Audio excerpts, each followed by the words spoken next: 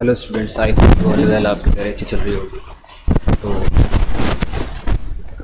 Start करते हैं अपनी क्लास। और हम इस लेक्चर में आज आपका इस पूरे चैप्टर का जो आपका होने वाला है, approaches of history and sources of Indian history, इसको कंप्लीट करेंगे आज इस लेक्चर के अंदर। मतलब कि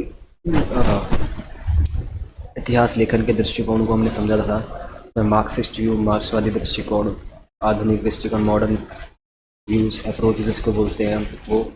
और साथ साथ हमने नेशनलिस्ट अप्रोच को पढ़ा था। और हमने इम्पेरियलिस्टिक अप्रोच जो थी हिस्ट्री राइटिंग की, उसको समझा था हमने। साम्राज्यवादी लेखन को समझा था हमने। तो उसी क्रम में ये आपका अगला अध्याय होने वाला है आपका। इसको बोलेंगे हम प्राचीन इतिहास के स्रोतों का विस्तृत विश्लेषण। प्राचीन भारतीय इतिहास लेखन, जब हम इतिहास को जानने का प्रयास करते हैं, तब इतिहास को जब टटोलते हैं तो उसमें बहुत सारी चीज़ें निकल के आती है। तो उन चीज़ों को जानने के लिए सबसे पहले हमें कौन कौन से सोर्सेज को, उन स्रोतों को, कहाँ से इतिहास को पता करते हैं कि क्या क्या साक्ष्य होते हैं, वो कौन कौन सी चीज़ें होती हैं जिनसे आप इतिहास के बारे में ऐतिहासिक गणना करते हैं, इतिहास को लिखते हैं। जिन पुरातत्व होते हैं, जो आपके आर्कियोलॉजिकल्स होते हैं, आर्कियोलॉजिस्ट जो होते हैं, वो किस तरीके से इतिहास को लिखते हैं। ठीक है, मेनली जो इतिहास लेखन होगा आपका होगा दो होते हैं। ठीक है, पहले आपका होता है साहित्यिक स्रोत, दूसरा होता है पुरातात्विक स्रोत, एक में तीसरा और आता है आपका विदेशी विवरण। ठीक है, literary sources and archaeological sources. फिर आता आपका आपका आता है जिसको बोलते हैं फॉरेन, जितने भी फॉरेनर्स होते हैं जो इंडिया में कभी विजिट करके आए हों, भारत में कभी उनका आगमन रहा हो किसी राजा या फिर के शासन काल में, तो वो भी अब उस देश के बारे में, भारत के बारे में उन्होंने बहुत कुछ लिखा। उन्होंने भारत के बारे में अपनी तुलना भी करी थी। अगर देखा जाए तो उन्होंने अपने समाज के, जिस देश से वो आए थे, तो भारतीय समाज को वो जब देखते हैं, कौन, विदेशी, जिसको बोलते हैं विदेशी लोग जिनको बोलते हैं, ठीक है, तो वो क्या करते हैं, वो भारत को देखते हैं और जब देखते हैं तो ऐसा पाता है भारत तो हमारे समाज से बिल्कुल अलग है। तो उस नज़रिए से उन्होंने क्या लिखा, क्या कहते हैं, इतिहास को लिखा। और वो क्या कहते हैं, वो जितनी भी चीज़ें उन्होंने इकट्ठा करी लिख कर, वो कहाँ ले जाते थे, जहाँ पर वो पहले रहा करते थे, अपने राजा के पास। तो ये जो लोग जो होते थे, या तो क्या कहते हैं वो घूमने के लिए आते थे मेनली, या फिर क्या कहते हैं दरबारी के रूप में, ठीक है, एम्बेसडर के रूप में भारत के अंदर आते थे। ठीक है, या फिर इसका दूसरे राजा का संदेश लेकर, या फिर कोई शिष्टाचार भेंट के लिए, मिलने के लिए ये लोग भारत के अंदर आते थे। तो इतिहास लेखन दो स्रोत होते हैं आपके। पहला आता है आपका साहित्यिक स्रोत, जिसको बोलते हैं इंग्लिश में लिटरेरी सोर्सेज। लिटरेरी सोर्सेज क्या होते हैं? लिटरेरी सोर्सेज क्या होते हैं? वैदिक साहित्य, पुराण, महाकाव्य, शास्त्र, नाटक, अन्य ऐतिहासिक कथा, साहित्य जिनको हम मेनली हम इस श्रेणी में कौन कौन से स्रोत आते हैं आपके? वैदिक साहित्य हो गया, वेद आ गया आपके, पुराण आ गया, 18 पुराण, महाकाव्य मतलब रामायण और आपकी महाभारत, जैन और बौद्ध धर्मों की जो किताबें थी उनसे, धर्मसूत्र हो गया, धर्मशास्त्र हो गया आपका, अर्थशास्त्र हो गया, जो आपकी नाटक हो गया आपके, ठीक है, बहुत सारे नाटक लिखे, ठीक है, और आपकी अन्य ऐतिहासिक कथाएं जो जितनी भी बच जाती हैं। ठीक है, साहित्यिक स्रोतों को हम बेसिकली दो भागों में बांट सकते हैं। ठीक है, पहला हो गया आपका धार्मिक साहित्य, दूसरा था अधार्मिक साहित्य। ठीक है, इसके बाद रिलीजियस सोर्सेज दूसरा आएगा आपके अंदर, इसके अंदर आएगा आपका नॉन रिलीजियस सोर्सेज। तो ये सोर्सेज मेनली कौन से होते हैं? जिसमें धर्म के बारे में बताया गया था, या फिर धर्म से अलग चीज़ों के बारे में बताया गया है, जिसको देश के समाज के बारे में बता रखा हो, राजनीति के बारे में बता रखा हो, स्पष्ट विवरण मिलता हो किताबों के अंदर, वहाँ का समाज ऐसे था। ठीक है, वहाँ पे लोग इस तरीके का रीति रिवाज को फॉलो करते थे, इस तरीके के त्यौहार मनाया करते थे। ठीक है, लोग की क्या स्थिति थी, ठीक है, कितने तरह के लोग थे। कि जब आप प्राचीन भारत पढ़ोगे तो आपने वर्ण व्यवस्था को समझोगे आप। वैदिक युग आएगा, फिर उत्तर वैदिक युग जो आएगा तो क्या होगा, जो आपका वर्ण व्यवस्था थी इसमें बहुत बड़ा अमूलचूल परिवर्तन आएगा। इसमें क्या होगा, जो जन्म कर्म आधारित आपकी वर्ण व्यवस्था थी, मतलब कि जो वर्ण से, मतलब वर्ण मतलब कि वर्ग, इसमें आते मूलतः 4 वर्ण आते थे आपके। आते हैं ब्राह्मण, क्षत्रिय, शूद्र, वैश्य। ब्राह्मणों का काम कहा जाए तो क्या होता है? लेखन कार्य करना, पढ़ाई लिखाई करना। क्षत्रिय का काम करना होता है, ये क्या करते हैं, युद्ध संबंधी गतिविधियों में लगे रहते हैं, जिनका काम क्या होता है, मेनली राज्य की रक्षा करना है। और वैश्य का काम करता है, वैश्य काम होता है व्यापारिक काम करना, ठीक है, व्यापारिक या वाणिज्यिक जैसी गतिविधियों में लगना, बिजनेस एंड ट्रेड जैसी एक्टिविटीज़ को करना। और चौथा आपका आता है आपका होगा शूद्र। शूद्र का क्या होता है कि इन तीनों वर्णों की सेवाएं करना, ठीक है। इनको देखा जाए तो उत्तर वैदिक काल तक आते आते क्या होगा, जब हम पढ़ाऊंगा वैदिक काल में, उसके बारे में विभिन्न आगे जाकर चर्चा करेंगे। ये आपका क्या कहते हैं, थोड़ी नॉर्मली सोर्सेज के बारे में आपको इंट्रोडक्शन दे रहा हूँ। जब आप पूरे चैप्टर खत्म कर लोगे तो उसको, इस चैप्टर को आप और बारीकी से समझ जाओगे, ठीक है। तो इतिहास जानने के तो मेनली दो सोर्सेज हो गए। पहला होता है आपका साहित्यिक स्रोत, दूसरा होता है आपका हो गया आपका पुरातात्विक स्रोत, और तीसरा होता है आपका विदेशी विवरण, ठीक है।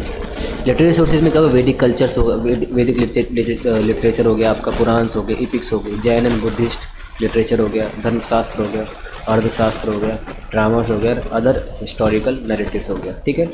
आर्कियोलॉजी सोर्सेज में क्या आएगा, आप इसको बोलते हैं न्यू पुरातात्विक सोर्स में आएंगे आपके अभिलेख, सिक्के, स्थापत्य मतलब कोई बिल्डिंग्स होगी, ठीक है, वो अवशेष मिले, पुरातात्विक उत्खनन, ये चीज़ें क्या आती हैं, सारे आती है पुरातात्विक सोर्सेज। उसको इंग्लिश में बोलते हैं आर्कियोलॉजिकल सोर्सेज।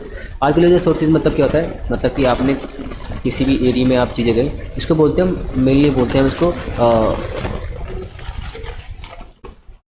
फिजिकल थिंग्स, भौतिक अवशेष जिसको बोलते हैं हिंदी में, ठीक है। आप गए वहाँ पे आपको क्या मिले, बर्तन मिले, मिट्टी के बर्तन मिले, सोने के बर्तन मिले, सिक्के मिले, ठीक है। ये सारे क्या, इससे भी आप इतिहास का पता कर सकते हो, वहाँ उस टाइम के, उस समय के समाज को जान सकते हैं। जैसे सोने के सिक्के मिल रहे तो मतलब क्या, इसका मतलब क्या, सोने के सिक्के मिल रहा मतलब ये है कि उस टाइम से सोना प्राचीन काल से लेकर आज भी क्या होता है, एक बहुत ही मूल्यवान धातु होती है और उसको हर इंसान अफोर्ड नहीं कर सकता है। तो अगर उस एरिया में मिल रही है तो इसका मतलब हो सकता है कि वहाँ पे क्या एक ऐसा वर्ग रहता है जो संपत्तिशाली, जो क्या अमीर हो, रिच क्लास से संबंधित है ना, ये हो सकता है, नहीं हो सकता है। और अगर वहाँ पे वहीं पे क्या कहते हैं, तांबे या फिर अन्य प्रकार के सिक्के मिल रहे हैं तो आप समझ सकते हो कि क्या वहाँ के किस तरीके के लोग रहा करते हैं। अगर जिस एरिया में सिक्के मिले हैं एक ही प्रकार के, तो हम समझ सकते हैं कि राजा के सिक्के मिले होंगे, तो इससे भी पता चलता है राजा का शासन कितना बड़ा था, उसका जो व्यापार था वो कितना कहाँ का तक होता था, ठीक है। उससे राजा की स्थिति आप जान सकते हो, ठीक है। समाज के बारे में जान सकते हो आप, समाज मतलब कि वहाँ के जो कपड़े जो पहनते, किस तरीके के लोग कपड़े पहना करते, सूती कपड़े मिले, सूती वस्त्र मिले, ऊनी के वस्त्र मिले, ठीक है। मृदभांड मतलब बर्तन कैसे यूज़ करा करते थे, मिट्टी के बर्तन जिसको बोलते हैं, आपको यूटेंसिल्स इसको बोलते हैं इंग्लिश के अंदर, ठीक है। यूटेंसिल्स के डिफरेंट टाइप्स भी होते हैं। बर्तन मिल रहे थे इसके बाकी कच्ची मिट्टी के पके हुए, फिर आएंगे आपके टेराकोटा के बने हुए, मतलब कि उसको पका के अच्छी तरीके से बनाए जाते थे, ठीक है। तो बर्तनों के प्रकार आएंगे, सोने चांदी इन सबके बर्तन भी आने से जाते हैं आगे जाके। तो इनसे आप समाज की वर्गीकरण को समझ सकते हैं, समाज में किस तरीके के लोग रहा करते हैं, अपर क्लास, लोअर क्लास हो सकती है, ठीक है। इन चीज़ों से आप क्या पता करते हो, इतिहास को जानने का प्रयास करते हो। अब समझते हैं साहित्यिक स्रोत, ठीक है।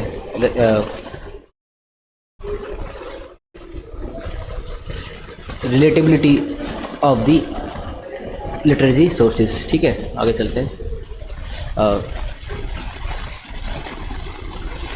रिलेटिबिलिटी ऑफ लिटरेरी सोर्सेज का मतलब क्या है, इसका मतलब ये है कि कहाँ तक सही है और कहाँ तक उनका यूज़ किया जाता है। साहित्य स्रोतों की विश्वसनीयता, साहित्य स्रोतों का विश्वसनीयता पर प्रश्न उठाते जाते हैं क्योंकि इनके अक्सर काल्पनिक तत्व होते हैं, तिथियाँ सटीक नहीं होती।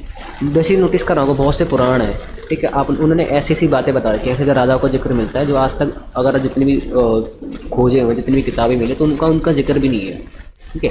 बहुत सी ऐसी बातें कर दी जाती है किताबों के अंदर या फिर ग्रंथों के अंदर जो होना संभव नहीं हो सकता था प्राचीन काल के अंदर, और उसके कोई भी साक्ष्य नहीं मिलते, भौतिक अवशेष भी नहीं मिले, ठीक है।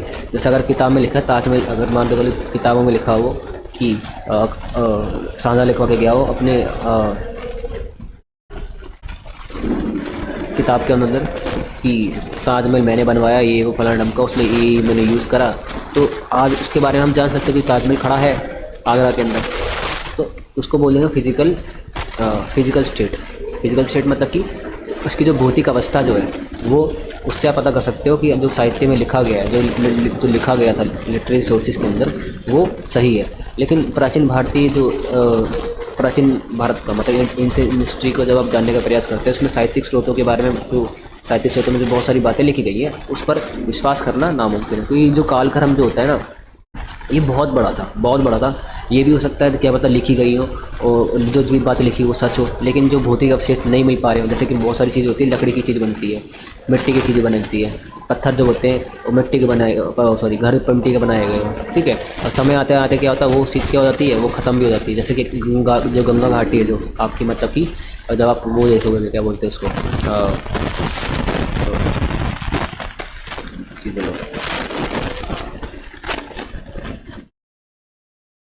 गंगा यमुना के एरिया में भी बहुत सारी बस्तियों का विकास होता है। आप पढ़ेंगे जब आप पढ़ेंगे तो आगे जाके जब आप वैदिक कल्चर पढ़ेंगे तो उस टाइम बहुत सारी बस्तियाँ बसती है, मतलब कि वहाँ पे क्या होता है बहुत सारी साइट्स आते हैं, लोग वहाँ पे जाके बसते हैं। तो उस एरिया में जितनी बस्तियाँ बसी वहाँ पे क्या कहते हैं जो लोगों की रहने की जगह थी वो सब नष्ट हो गई। नष्ट क्यों होगी, वहाँ पे पानी की मात्रा अधिक होती है, वहाँ पे आए दिन बाढ़ आती है, और जो आर्द्रता होती है इसको बोलते हैं ह्यूमिडिटी, वो क्या करती है चीज़ों को नष्ट कर देती है, लकड़ी को जल्दी ख़राब कर देती है, सड़ा देती है। तो वहाँ पे घरों का मिलना, तो वहाँ से साक्ष्य जुटाना, ठीक है, वो असंभव था, ठीक है। तो बहुत सारी चीज़ें होती हैं जो साहित्यिक स्रोतों को जब हम इतिहास पढ़ते हैं तो हम साहित्यिक स्रोतों और जो आपके पुरातात्विक स्रोत जो होते हैं उनमें मेल भी मिलाना पड़ता है। जो साहित्य में बात की गई है वो पुरातत्व मतलब वो जो भौतिक अवशेष मिलते उनकी फिजिकल स्टेट है या नहीं है, ठीक है। मतलब कि लिटरेरी सोर्सेज और क्या कहते हैं आपका आर्कोलॉजी सोर्सेज को में तालमेल बिठाया भी जाता है, मतलब कि जानने का प्रयास करते हैं कि जो बात कही गई है वो सच है या नहीं है, उसके कोई प्रमाण मिलते हैं नहीं मिलते, कोई रिमेन्स है या नहीं है, ठीक है, ठीक है। अब इनसे विभिन्न स्रोतों से प्राप्त जानकारी, विभिन्न स्रोतों से हमें राजनीतिक, सामाजिक, आर्थिक, धार्मिक और सांस्कृतिक जीवन के बारे में जानकारी मिलती है। Information obtained from the various sources, we get information about the political, social, economic, religious and cultural life from the various sources, ठीक है। जब हम साहित्यिक स्रोतों को पढ़ते हैं तो हमें क्या क्या लगता है, लिटरेरी सोर्सेज को जब पढ़ते हैं तो क्या चीज़ें मिलती हैं हमें मिलती है वहाँ के समाज के बारे में, वहाँ का समाज कैसा, वहाँ की राजनीति के बारे में, पॉलिटिकल स्ट्रक्चर कैसा था वहाँ का, ठीक है, इकोनॉमिक कैसी थी, इस लोग कैसे व्यापार धंधे करा करते, लोगों की जीवनचर्या कैसी थी, लोग क्या क्या काम करा करते थे, ठीक है। रिलीजन, लोग जो होते थे किस किस धर्म को फॉलो करते थे, जैसे किताबों में या धर्म पुराणों में बहुत सारे क्या कहते हैं आपके गॉड एंड गॉडेस के बारे में लिखा गया, मतलब कि आपके क्या कहते हैं देवी देवताओं के बारे में लिखा गया। तो उससे पता चल सकता है कि प्राचीन काल के लोग भी मूर्ति पूजा करते थे, मूर्ति पूजा नहीं करते थे, आपके आइडल्स वर्शिप करते थे या नहीं करते थे, ठीक है। कुछ अतिरिक्त बिंदु जिस पर हमें विचार करना जरूरी है, ठीक है। विदेशी यात्रियों के वृत्तांत आपका आएगा, विदेशी यात्रियों की वृत्तांत आपका आएगा। Some additional point that can make an topic more detail, जैसे कि अकाउंट ऑफ फॉरेन ट्रैवलर्स, बहुत सारे विदेशी यात्री भारत के अंदर आते हैं, जिसमें आपका मेगास्थनीज किसके दरबार में आता है, आपका चंद्रगुप्त के दरबार में आता है, ठीक है, ठीक है। और दूसरा क्या आता है, फाहियान आते हैं आपके, हिंसांग आएंगे, जो जैसे विदेशी यात्री ये भी कब आएंगे, ये आपके आएंगे, ये भी प्राचीन भारत में आते हैं। जैसे विदेशी यात्रियों ने भारत की यात्रा की और अपने अनुभवों को लिखा, उनकी वृत्तांत हमें भारतीय समाज और संस्कृति के बारे में महत्वपूर्ण जानकारी प्रदान करते हैं। अकाउंट ऑफ फॉरेन ट्रैवलर्स, मतलब जो जितने फॉरेन ट्रैवलर्स भारत के अंदर आए, मेगास्थनीज हो गया, आपका फाहियान हो गया, आपका हिंसांग हो गया, भारत इंडिया के अंदर आते हैं, इंडिया के अंदर आते हैं क्या करते हैं, ये क्या करते हैं अपने जो उन्होंने महसूस करा, भारत को जो देखा, इंडिया को देखा और जो उन्होंने महसूस करा उसको अपने अकाउंट्स के अंदर लिखते हैं, मतलब डायरी जो होती है उसके अंदर लिखते हैं। और जब ये अपने देश में गए तो अपने देश के लिए बताया कि भारत ऐसा है ऐसा। तो इससे जहाँ पर जो अन्य दोस्त लोग थे जिन्होंने भारत के बारे में पढ़ा तो उनके मन में भी जिज्ञासा बढ़ी, तो भारत की तरफ वो भी आए बाद में आके, बहुत सालों बाद उनके पुरखे या फिर उनके वंशज भी भारत के अंदर आए, ठीक है। अब समझते हैं सिक्कों का महत्व, ठीक है। इंपॉर्टेंस ऑफ कॉइन्स, सिक्के हमें राजा और राजवंशों और आर्थिक स्थिति के बारे में जानकारी देते हैं, वो किसी बात है। Importance of coins can give us information about Kings, dynasty and economic condition. अगर आप इसके बारे में पढ़ते हैं सिक्कों से हमें कैसे पता चलता है किंग्स के बारे में, डायनेस्टी के बारे में और कंडीशन के बारे में। तो जैसे सिक्कों का जब गुप्तों का जब इतिहास लिखा जाता है उसमें सिक्के जो होते हैं बहुत इंपॉर्टेंट है। गुप्तों ने सोने के सिक्के भी चलाए थे, आपको पता होगा, ठीक है। तो एक टाइम ऐसा आया था कि गुप्त काल के अंत दौर में क्या सोने के सिक्कों की जो संख्या थी वो कम होते जाते हैं। क्यों ऐसा क्यों होता है, पहली बात तो वहाँ पे उसका मतलब ये है कि सोने के सिक्के कम हो रहे हैं तो व्यापार का महत्व कम हो रहा है। जैसे ही कोई राजव्यवस्था हटती है, कोई भी राजा हटता है तो एक टाइम ऐसा आता है कि उस वहाँ के जो इकोनॉमिक्स होती है, जहाँ की जो जितने लोग काम धंधे कर रहे होते हैं वहाँ पे उनकी उनकी आय पर भी प्रभाव पड़ता है। क्योंकि देखो अगर कोई ऊपर आपके ऊपर काम कर आपको चलाने वाला नहीं है तो क्या होगा, आप पर प्रभाव पड़ेगा। जैसे मान के चलिए भारत के अंदर प्रधानमंत्री मोदी, अगर यही ना हो भारत के अंदर, तो भारत के अंदर क्या मिलिट्री रूल आ जाए, तो जितने भी लोग होंगे उनमें क्या होगी, थोड़ा भय महसूस होगा। तो जो एक इकोनॉमिक्स होगी, इकॉनमी होगी, वो डाउनफॉल करेगी। तो एक अर्थव्यवस्था होती है क्या, वो नीचे नीचे की तरफ जाएगी ही जाएगी। ठीक है, तो सिक्कों से हमें राजाओं के बारे में, बहुत से राजाओं ने अपने अपने नाम अंकित करे, उन जो उपाधियाँ धारण करते थे उनके बारे में लिखा गया है। ठीक है, राजवंश मतलब कि राजवंशों के बारे में लिखा गया और किस तिथि में वो चलाए गए उसके बारे में पता चलता है। ठीक है, आर्थिक स्थिति जहाँ जहाँ ये चीज़ें पाई गई उससे ये हमें ये पता चल सकता है कि ये जो सिक्के थे, जो कॉइन्स थे, वो कहाँ कहाँ तक मिले और इनका विस्तार कहाँ तक था। मतलब कि उस राजा के सिक्के, उसका जो अर्थव्यवस्था थी वो कहाँ तक फैली हुई थी। ठीक है, इकॉनमी जो थी कहाँ तक फैली हुई थी। ठीक है, पुरातात्विक उत्खनन से हमें प्राचीन शहरों, किलों और अन्य संरचनाओं के बारे में जानकारी मिलती है। आर्कियोलॉजिकल एक्सकवेशंस, आप समझते हैं आर्कियोलॉजिकल एक्सकवेशन क्या होती है? Archaeological excavation give us information about ancient cities, forts and other structures. पुरातात्विक उत्खनन से हमें प्राचीन शहरों, किलों और अन्य संरचनाओं के बारे में जानकारी मिलती है। मतलब कि जब आप एक एरिया में गए और आपने क्या कहते हैं खुदाई करी, खुदाई मतलब कि गड्ढा खोदा और आपने देखा कि वहाँ पे क्या मिल रही है, बहुत सारी आपको ईंटें मिल रही हैं, वहाँ पे आपको बहुत सारी संरचनाएँ मिल रही है। ठीक है, तो इससे क्या होता है, आपको पता चलता है कि वहाँ पे शहर मिलेंगे। जैसे अगर आप पता चलो रखालदास बनर्जी और आपकी दयाराम सारी 1921-20 में जब खुदाई की मोहनजोदड़ो या आपकी हड़प्पा की, तो वहाँ पे जमीन में जब खुदाई करी तो उन्होंने क्या पाया, लेयर्स मिली। लेयर्स मतलब कि एक लेयर ऐसी होगी, एक लेयर ऐसी होगी, लेयर्स मिलती है। मतलब कि तो जैसे खोदेंगे तो लेयर में क्या, निचली स्तर पर क्या मिला आपको, एक शहर मिला। क्योंकि समय के साथ क्या होता है, जो हवा होती है, मिट्टी होती है, वो उन शहरों को ढक देती है। मतलब कभी बाढ़ आई उस एरिया में तो क्या, बाढ़ से क्या, जितनी भी गाज जो होती है, जो मिट्टी आती है, उस पूरी एरिया को कवर कर देती है। ठीक है, इसको मैं आपको समझाऊंगा एक आगे जाके इस तरीके से होगा आगे वाली क्लास में। ठीक है, तो वहाँ के शहरों के बारे में कि वो शहर कितना बड़ा था, उन शहरों में किस तरीके, शहरों के जैसे पुरातात्विक उत्खनन हुआ, मतलब कि आर्कियोलॉजिकल एक्सकेवेशन हुआ, तो वहाँ पे आपको ये पता चलेगा कि हड़प्पा सभ्यता के बारे में क्या पता चलता है कि वहाँ की नालियाँ कैसे थी, समकोण काटती थी। ठीक है, वहाँ की जो नगर व्यवस्था थी वो कैसे सुव्यवस्थित थी। मतलब कि उनकी जो आपकी जो वहाँ पे आपके टाउन प्लानिंग थी कितनी अच्छी थी, किस तरीके से उनको टाउन को बैठाया गया। ठीक है, तो अगर जब हड़प्पा कल सिविलाइजेशन पड़ेगा उसमें आपको बेहतर तरीके से वो समझाऊंगा मैं। ठीक है, ठीक है, अभिलेखों का महत्व, इम्पोर्टेंस ऑफ इंस्क्रिप्शन। अब इंस्क्रिप्शंस क्या होते हैं सबसे पहले समझते हैं। Inscription are the source of order of kings, experts from the religious text and other important of emotion. अभिलेख राजाओं के आदेश, धार्मिक ग्रंथों के अंश और अन्य महत्वपूर्ण जानकारी के स्रोत होते हैं। जैसे मानकर जब राजा ने आदेश दिया तो राजा क्या करता था, उनको लिखवा दिया करता था। कहाँ पे, या तो पत्तों पर, ताम्र पत्र जिसको बोला करते थे, या किसी ने दान दिया किसी को, किसी मंदिर को कुछ उधार, तो उसको लिखवा दिया मंदिर की दीवारों पर। तो जो जिसने दान दिया होगा ना मंदिर को, उसके बारे में जिसने दान दिया होगा उसका नाम लिखा होगा उसकी दीवारों पर। ये क्या होता है, अभिलेख। अभिलेख मतलब कि लेख, जो कहाँ लिखा हो, किसी भी पट्टे पर, किसी भी पर्वत पर लिखा हुआ जो होता है।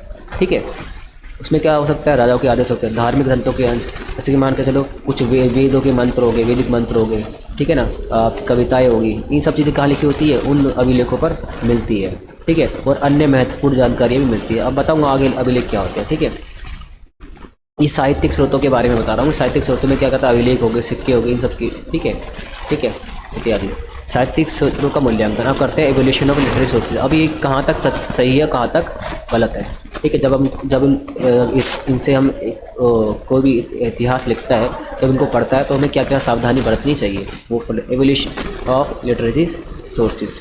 While evaluating literary sources, we should keep in mind the time of their composition, the author purpose and the social cultural text, importance of social सुनते हैं। साहित्यिक स्रोतों का मूल्यांकन करते समय हमें उनकी रचना का समय, लेखक का उद्देश्य और सामाजिक सांस्कृतिक संदर्भ में ध्यान रखना चाहिए। अब इसका मतलब क्या है, देखो जब साहित्यिक स्रोत लिखे जाते हैं, जैसे मान के चलो जैसे समुद्र के बारे में जो बारे में लिखा गया है, इसके इतिहास जो थे, तो समुद्र के बारे में बहुत सारी ऐसी बातें बड़ा चढ़ा के लिखी गई। ठीक है, उसमें इन लोग को है, यहाँ भी गए, वहाँ भी गए। ठीक ठीक है। तो समुद्र गुप्त के बारे में जब बातें लिखी गई, क्यों जो दरबारी होगा, जो दरबारी जो कवि या लेखक जो हुआ करते थे, वो ऑब्वियसली बात ही कि वो राजा के बारे में लिखेंगे, अच्छा ही लिखेंगे, ठीक है। उसकी क्या कहते हैं, विजय के बारे में या विक्ट्रीज के बारे में लिखेंगे, उसकी डिफीट के बारे में भी लिखेंगे, जो वो क्या कब हारा, क्यों, इससे राजा नाराज़ भी हो सकता था। और राजा नाराज़ होने का मतलब ये है कि अगर राजा नाराज़ हुआ तो उसको कहाँ से निकाल देंगे, दरबार से निकाल दिया जाता था। तो उनको इन चीज़ों का ध्यान रखना पड़ता था, ठीक है। तो जब इतिहास पढ़ते हैं तो बहुत सारी चीज़ों का ध्यान रखना पड़ता है साहित्यिक स्रोतों को जब सारा लेते हैं जब हम, ठीक है। इनकी सीमाएँ क्या थी आगे जाके मैं बताऊँगा मैं, ठीक है, ठीक है।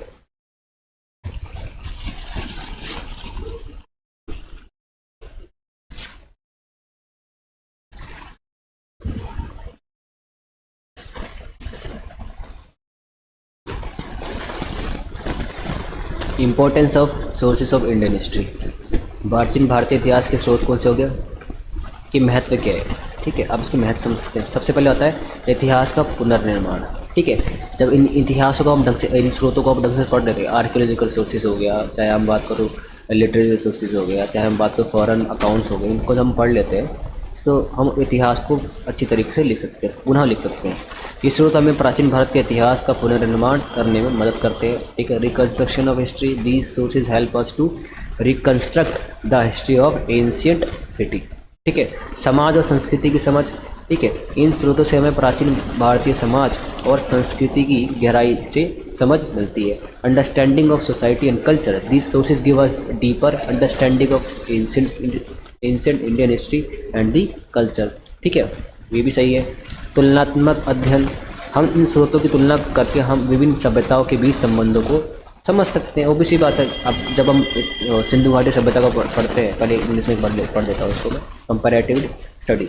Bye comparing with these sources we can understand the relationship between the different civilization. जब आप सिंधु घाटी सभ्यता को पढ़ लेते हैं अच्छी तरीके से, तो आप उनको अन्य सभ्यताओं से भी या संस्कृति से उनकी तुलना कर सकते हैं। जैसे कि आपकी सिंधु घाटी सभ्यता का जब आप पढ़ोगे तो उसके साथ एक समकालीन सभ्यता थी जिसको बोलते हैं मिस्र की सभ्यता, दूसरा था आपका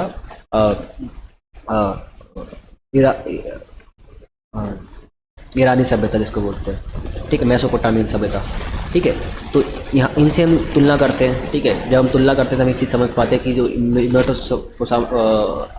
सिंधु घाटी सभ्यता थी, इंडस वैली सिविलाइजेशन जो थी, वो बहुत डेवलपिंग स्टेजेस में थी, बहुत विकसित थी इनकी तुलना में।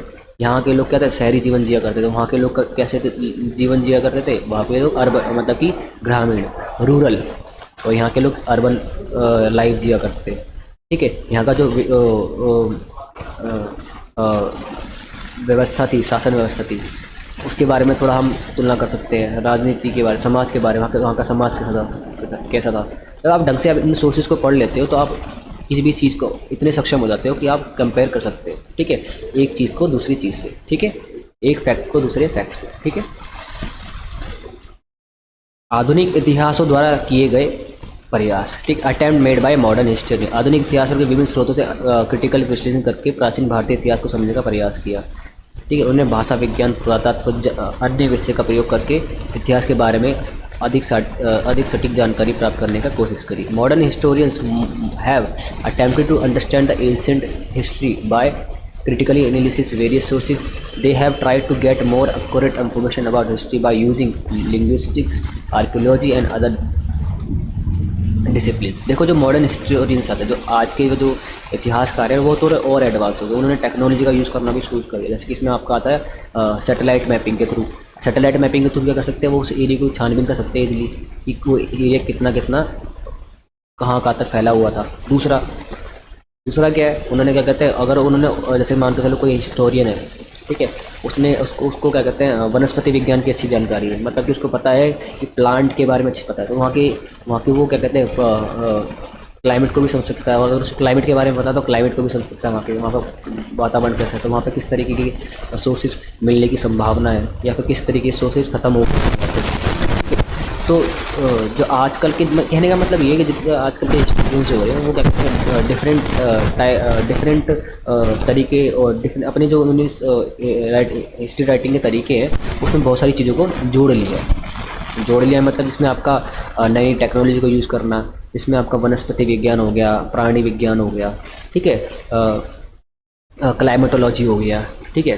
इन चीज़ों को भी उनको भी समझते हैं और उनको भी समझते हैं, और फिर क्या कहते हैं उस एरिया को अच्छी तरीके से बता पाते हैं। और सिर्फ ये नहीं बता, वहाँ के अब जो हिस्टोरियन होते हैं जो आज के वो समाज पूरा विवरण देते हैं इतिहास के बारे में, जब भी वो किसी भी एरिया को पढ़ते हैं। जैसे कि सिंधु घाटी सभ्यता के बारे में पढ़े तो वहाँ के समाज के बारे में नहीं पढ़े, वहाँ की राजनीति कैसी थी उसको भी पढ़ेगा, वहाँ पे आर्थिक व्यवस्था कैसी थी, वहाँ का इन्वायरमेंट कैसा था, ठीक है।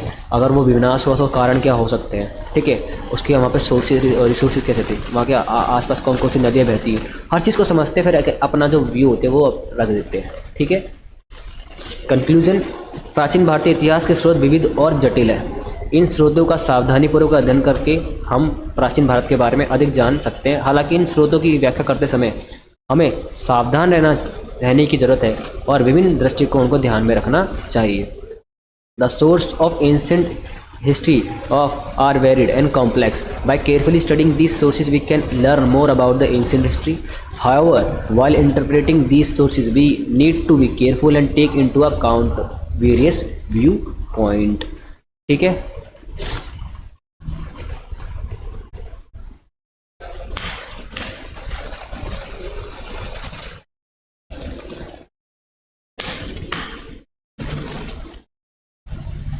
ठीक है।